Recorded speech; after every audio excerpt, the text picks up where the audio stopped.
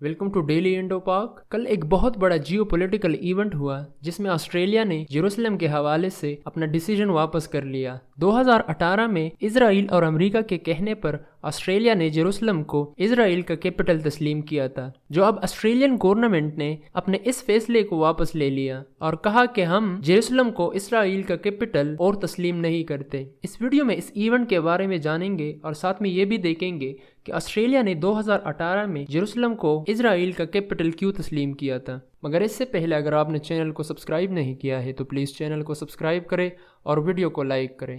2017 میں اسرائیل نے اناؤنس کیا کہ اب وہ تل اویو کے بجائے اپنا کیپٹل جیروسلم ڈکلیئر کرتے ہیں اور دنیا کے تمام ممالک سے اعلان کرتے ہیں کہ اب وہ تل اویو کے بجائے جیروسلم کو اسرائیل کا کیپٹل تسلیم کریں۔ I call on all countries that seek peace to join the United States in recognizing Jerusalem as Israel's capital and to move their embassies here.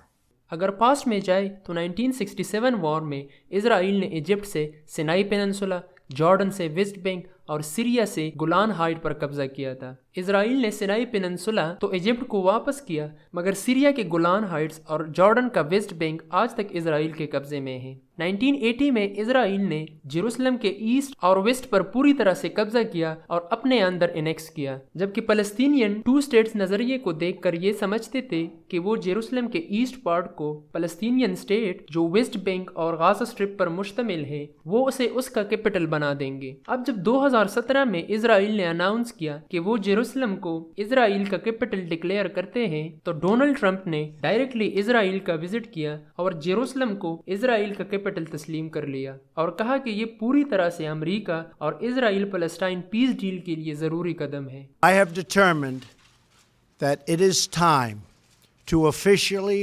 recognize Jerusalem as the capital of Israel. While previous presidents have made this a major campaign promise, they failed to deliver. Today, I am delivering. The U.S. Congress in 1995 mandated moving the American embassy from Tel Aviv to Jerusalem, but presidents since then repeatedly signed 6-month waivers. We cannot solve our problems by making the same failed assumptions and repeating the same failed strategies of the past. Old challenges demand new approaches.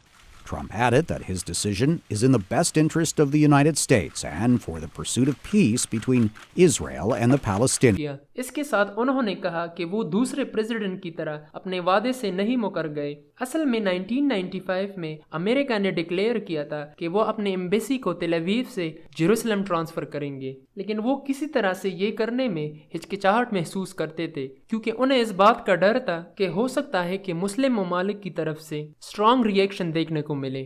U S کے اس decision کے بعد ترکی کے president رجب Tayyip Erdogan اور فلسطینین authority نے Donald Trump کے اس decision کو کافی criticise کیا اور کہا کہ یہ اسرائیل اور فلسطین کے درمیان پیس ڈیل کو اور بھی زیادہ مشکل بنا دے گا۔ بلکہ کرسچن پوپ نے بھی ٹرمپ کے اس ڈیسیجن کی مخالفت کی اور کہا کہ جیروسلم ایک اسٹیٹس کو مسئلہ ہے اور اسے یونائٹڈ نیشن کے ریزولوشن کے مطابق حل کیا جائے۔ Palestinian leaders accused Trump of destroying any possibility of a two-state solution. This step is prejudging, dictating, closing doors for negotiations, and I think President Trump tonight disqualified the United States of America to play any role in any peace process. The U.S. president, in his remarks, did note his announcement would cause disagreement and dissent. That quickly proved accurate. Hiç kimsenin kişisel hevesleri uğruna No one has the right to play with the fate of billions of people for the sake of one's personal ambition. This only plays into the hands of terrorist organizations.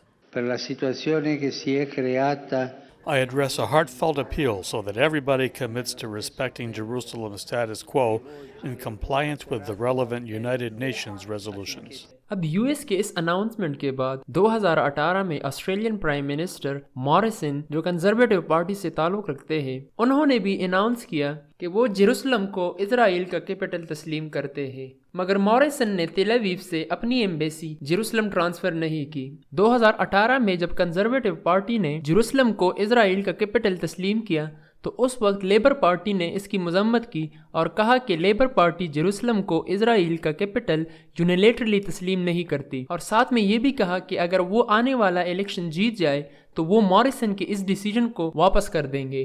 2022 کے election کے جیتنے کے بعد کل labour party نے announce کیا کہ وہ موریسن کے اس ڈیسیجن کو ریورس کرتی ہے، کیونکہ موریسن نے یہ سب صرف اور صرف اپنے جیوش ووٹ بینک کو بڑھانے کے لیے کیا تھا، اور ساتھ میں یہ بھی کہا کہ جیروسلم ایک سٹیٹس کو مسئلہ ہے جو یونائٹڈ نیشن اور اسرائیل اور فلسطین کے لوگوں کے درمیان نیگوسیشن سے حل ہونا چاہیے۔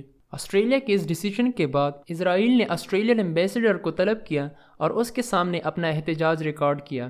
اس کے ساتھ ساتھ اسرائیل کے پرائم منسٹر نے کہا کہ آسٹریلیا کو چاہیے کہ وہ اپنے اور مسئلے اچھی طرح سے اور پروفیشنلی حل کریں، کیونکہ جیروسلم اسرائیل کا متحدہ اور آخر تک کیپٹل رہے گا اور اسے کوئی تبدیل نہیں کرے گا۔ اس کے ساتھ فلسطینین اتھارٹی نے آسٹریلیا کی اس ڈیسیجن کی تعریف کی اور آسٹریلیا کو دعوت دی کہ اب وہ اس فیصلے کے بعد فلسطین کو ایک ساورن اسٹیٹ تسلیم کریں۔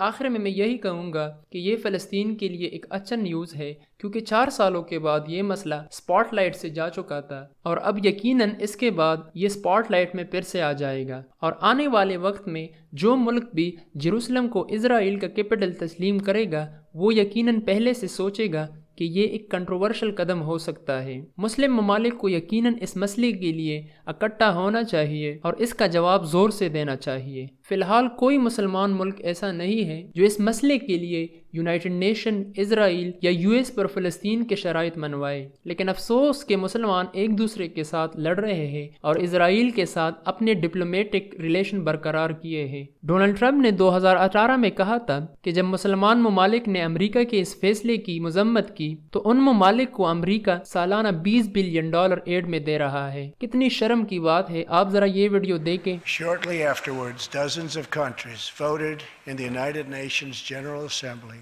against America's sovereign right to make this decision. In 2016, American taxpayers generously sent those same countries more than $20 billion in aid.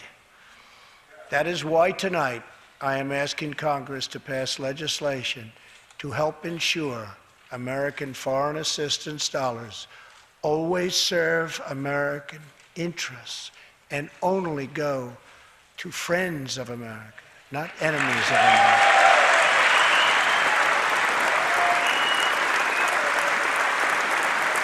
Muslim countries اگر ایک ساتھ ہو جائے تو اسرائیل تو کیا، وہ پورے یورپ اور امریکہ سے کچھ بھی منوا سکتے ہیں، کیونکہ مسلم ممالک دنیا کے مور دین 55% آئل سپلائی کے لیے ریسپانسبل ہے۔ اس کے علاوہ دنیا کے سب سے بڑے ٹریڈ روٹس وہ مسلمان ممالک کے کنٹرول میں ہیں، چاہے وہ ملاکا اسٹریٹ ہو یا سویس کنال۔ اگر مسلم کنٹریز آئل کی سپلائی کم یا روک دے یا ان ٹریڈ روٹس کو بند کر دے تو پوری دنیا آپ کو منتیں کرے گی۔ امریکہ اسرائیل کو سالانہ $3.8 بلین ملٹری ایڈ کی مد میں دے رہا ہے، صرف اس لیے کہ اسرائیل کے تھرو وہ مڈل ایسٹ میں اپنی منمانیاں کرے۔ اب اس سے آپ اندازہ لگائیں کہ مسلم کنٹریز یہ کیسے ایکسپیکٹ کر سکتے ہیں کہ امریکہ اسرائیل اور فلسطین کے درمیان منصفانہ فیصلہ کرے گا۔ خیر، یہ تھی میری انالیسز۔ اس بارے میں آپ لوگوں کا کیا کہنا ہے؟ نیچے دیے گئے کمنٹ میں اپنی رائے کا اظہار کریں۔ اب تک کے لیے اتنا، خدا حافظ۔